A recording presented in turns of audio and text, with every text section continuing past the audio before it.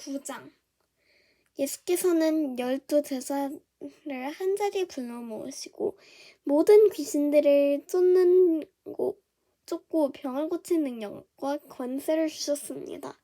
그리고 그들을 내보내시며 하나님 나라를 전파하고 병든 사람을 고쳐주라고 하셨습니다. 예수께서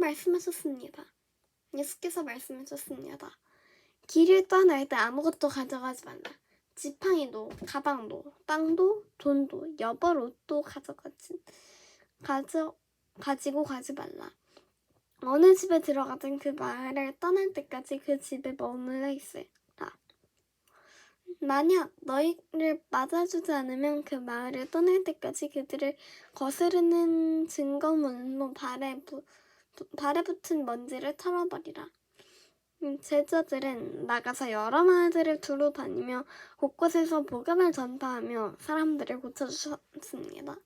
분봉왕 헤롯은 이 모든 일을 듣고 당황했습니다. 왜냐하면 어떤 사람들이 요한이 죽은 자 가운데서 살아났다고 말했기 때문입니다. 또 어떤 사람은 엘리야가 나타났다고 했고 다른 사람들은 옛 예언자 중 하나가 되살아났다고 말했습니다. 그러자 헤롯은 내가 요한의 목을 베었는데 이런 소문이 들리는 그 사람은 누구인가 하고 예수를 만나고자 했습니다. 사도들이 돌아온 예수께 자기들이 한 일을 보고했습니다. 그러자 예수께서는 그들을 따라 데리고 벳세다라는 마을로 가셨습니다. 그러나 사람들은 이 사실을 알아채고 예수를 따라왔습니다. 예수께서는 그들을 맞이하고 하나님 나라에 대해 말씀하시며 사람들을 고쳐주셨습니다. 날이 저물자 12제자가 예수께 다가와 말했습니다. 우리가 외딴 곳에 있으니 사람들을 보내 주변 마을과 농가로 가서 잠잘 곳을 찾고 먹을 것을 얻게 하십시오. 예수께서 대답하셨습니다. 너희가 그들에게 먹을 것을 주라. 제자들이 말했습니다. 저희가 가진 것이라고는 빵 5개와 물고기 2마리뿐입니다. 이 많은 사람들을 다 먹이려면 가서 먹을 것을 사야 합니다. 그곳에는 남자만 5,000명 정도가 있었기 때문입니다. 그러나 예수께서 제자들에게 말씀하셨습니다. 사람들을 50명씩 둘러앉게 하라. 제자들은 그대로 사람들을 모두 앉혔습니다. 예수께서는 빵 5개와 물고기 2마리를 손에 들고 하늘을 우러러 감사기도를 하셨습니다. 그러고는 그것을 떼어 제자들에게 주면서 사람들 앞에 갖다 놓게 했습니다. 사람들이 모두 배불리 먹었습니다. 그리고 제자들이 남은 조각들을 거두어 보니 12바구니 가득 찼습니다. 한 번은 예수께서 혼자 기도하고 계셨습니다. 제자들도 함께 있었는데 예수께서 물으셨습니다. 사람들이 나를 누구를 하느냐? 제자들이 대답했습니다. 세례자 요한이라고도 하고 엘리야라고도 합니다. 옛 예언자 중 한 사람이 되살아났다고 하는 사람도 있습니다. 그러자 예수께서 물으셨습니다. 그러면 너희는 나를 누구라고 하느냐? 베드로가 대답했습니다. 하느님의 그리스도이십니다. 예수께서는 이 말을 아무에게도 하지 말라 하고 단단히 경고하며 말씀하셨습니다. 인자가 많은 고난을 받고 장로들과 대제사장들과 율법학자들에게 배척받아 끝내 죽임당하고 3일 만에 다시 살아나야 할 것이다. 그러고는 그들 모두에게 말씀하셨습니다.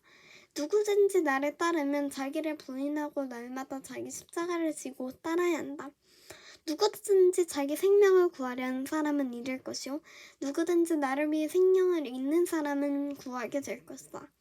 사람이 온 세상을 다 얻고도 자기를 잃거나 빼앗긴다면 무슨 소용이 있겠느냐?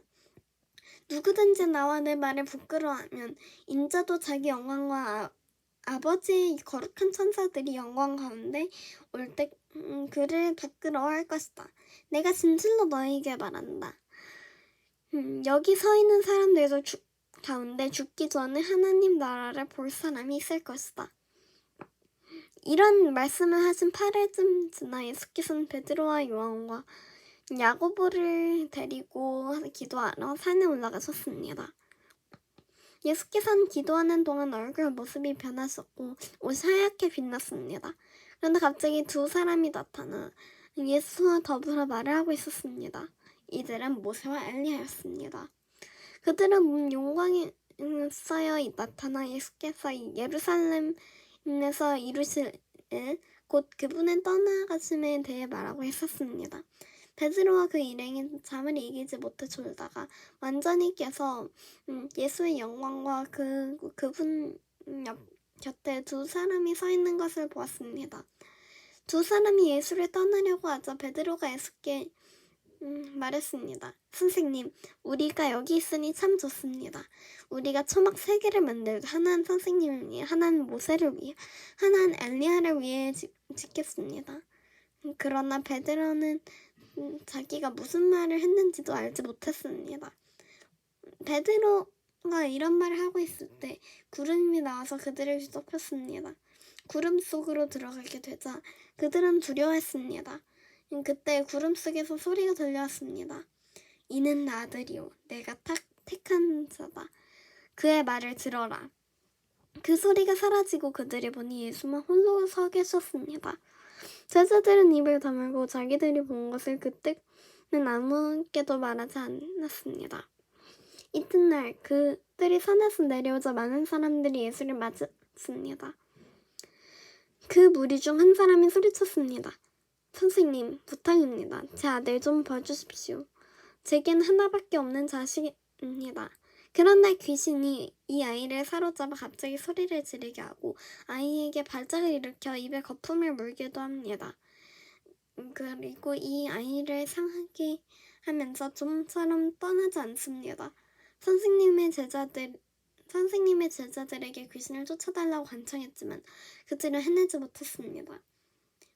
예수께서 대답하셨습니다. 아, 믿음이 없고 삐뚤어진 세대여. 내가 언제까지 너희와 함께 있으면서 참아야겠느냐? 내 아들을 이리로 데려오너라. 그 아이가 오는 중에도 귀신은 아이의 몸을 바닥에 내던지며 발작하게 만들었습니다. 그러나 예수께서는 더러운 영을 꾸짖으시며 그 아이를 고쳐 아버지에게 돌려보내셨습니다. 하나님의 위대하심에 모두 놀랐습니다. 예수께서 행하신 그 모든 일이 다들 놀라서 감탄하고 있을 때 그분은 제자들에게 말했습니다. 지금 내가 하는 말을 유의해 들으라. 인자가 배반을 당해 사람들의 손에 넘겨질 것이다. 그러나 제자들은 이 말씀을 깨닫지 못했습니다. 그들이 그 말씀을 이해하지 못하도록 그 뜻이 감추어져 있었기 때문입니다. 그들은 두려워서 예수께 물어볼 수도 없었습니다.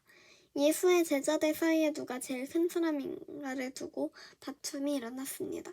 예수께서는 그들의 속마음을 다 아시고 한 어린아이를 데려와 곁에 세우며 말씀하셨습니다. 누구든지 이 어린아이를 내 이름으로 영접하는 사람은 나를 영접하는 것이다. 또 누구든지 나를 영접한 사람은 나를 보내신 그분을 영접하는 것이다. 너희 가운데 가장 작은 사람이 가장 큰 사람이다. 요한이 물었습니다. 선생님, 저희가 선생님의 이름으로 귀신을 쫓는 사람이 보고 우리와 함께 따르는 사람이 아니라서 못하게 막였습니다. 그를 막지 마라. 누구든지 너희를 반대하지 않는 사람은 너희를 위하는 사람이다. 예수께서 승천하실 때가 가까이 오자 예루살렘으로 가실 것을 굳게 결심하셨습니다. 그리고 예수께서는 사람들을 미리 앞서 보내셨습니다. 그들은 가서 예수를 모실 준비를 하려고 사마리아 한 마을에 들어갔습니다. 그러나 그곳 사람들은 예수를 반기지 않았습니다. 예수께서 예루살렘으로 가시는 길이었기 때문입니다. 제자인 야고보와 요한이 이것을 보고 주여, 우리가 하늘에서 불을 불러 이 사람들을 멸망시켜달라고 할까요? 라고 물었습니다. 그러자 예수께서 뒤돌아 그들을 꾸짖으셨습니다. 그러고 나서 다른 마을로 갔습니다. 그들이 길을 가고 있는데 한 사람이 예수께 말했습니다. 스승님이 가시는 곳이라면 어디든 따라가겠습니다. 예수께서 대답하셨습니다. 여우도 굴이 있고 하늘의 새들도 보금자리가 있지만 인자는 머리둘 곳조차 없구나. 예수께서 다른 사람에게 말씀하셨습니다. 나를 따르라. 그러자 그 사람이 대답했습니다. 주여, 제가 먼저 가서 아버지의 장례를 치르게 해주십시오. 예수께서 그에게 말씀하셨습니다. 죽은 사람들에게 죽은 자를 묻게 하고 너는 가서 하나님 나라를 전파하여라. 또 다른 사람이 말했습니다. 주여, 전 주를 따르겠습니다. 하지만 제가 먼저 가서 가족들에게 작별 인사를 하게 해주십시오. 예수께서 그에게 대답했습니다. 누구든지 쟁기를 잡고 뒤를 돌아보는 사람은 하나님 나라에 적합하지 못하다.